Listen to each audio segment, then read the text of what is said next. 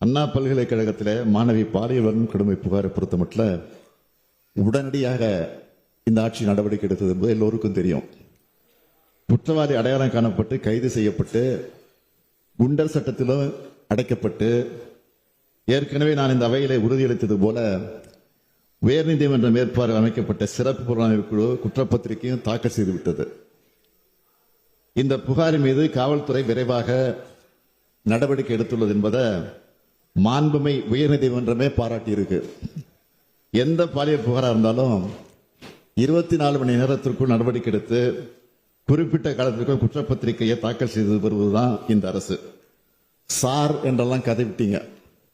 ஆனால் அந்த கதை எப்படி கற்பனை ஆனது என்பது உயர்நீதிமன்றம் அமைத்துள்ள சிறப்பு புலனாய்வு குழுவே குற்றப்பத்திரிகையில் தெளிவுபடுத்தி இருக்கிறது. அதை எதிர்க்கட்சிகளிடம் கொடுக்க முடியாது. அது மட்டுமின்றி உயர்நீதிமன்றமே பாராட்டியுள்ள நடவடிக்கையை இன்னும் கொச்சைப்படுத்திக் கொண்டிருந்தால்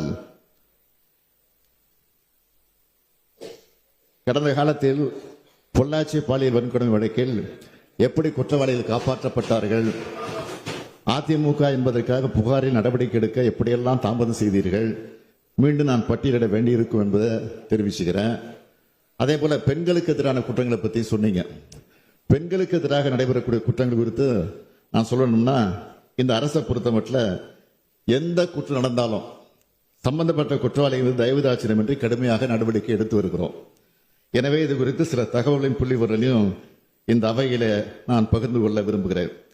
பெண்களுக்கு எதிரான குற்றங்களின் தேசிய சராசரி 66.4 விழுக்காடு என்றால் தமிழ்நாட்டில் இந்த குற்றங்கள் 24 விழுக்காடு தான். பெண்களுக்கு எதிரான குற்றங்கள் குறைவாக நடக்கிற மாநிலங்களில் தமிழ்நாடும் ஒன்று. பெண்கள் மீதான பாலியல் வன்கொடுமைகள்ல தேசிய சராசரி 4.7 விழுக்காடு என்றால் தமிழ்நாடு தான் 1,00,000 பேருக்கு 1.1 என்ற அளவில் நாட்டிலேயே குறைவான குற்றங்கள் நடக்கிற மாநிலமா இருக்கு. பெண்களுக்கு எதிரான வழக்குகள்ல குற்றப்பத்திரிகை தாக்கல் செய்யறதுல தேசிய சராசரி 75.5 விழுக்காடு. ஆனா தமிழ்நாட்டில் இந்த சராசரி 90.6 விழுக்காடு. 2004 நடத்தப்பட்ட ஒரு ஆய்வுல நாட்டிலே பெண்களுக்கு பாதுகாப்பான நகரங்கள்ல சென்னை 2வது இடம் பிடிச்சிருக்கு. எல்லாத்தையும் விட பெண்கள் மற்றும் குழந்தைகளுக்கு எதிரான பாலியல் குற்றங்கள் குறித்து தமிழ்நாடு தான் இந்தியாவிலேயே மிகப்பெரிய விழிப்புணர்வை ஏற்படுத்தியிருக்கு. அதிமுக ஆட்சியினுடைய பொள்ளாச்சி பாலியல் சம்பவம் பெண்கள் பாதுகாப்புல ஒரு கரும்புள்ளி.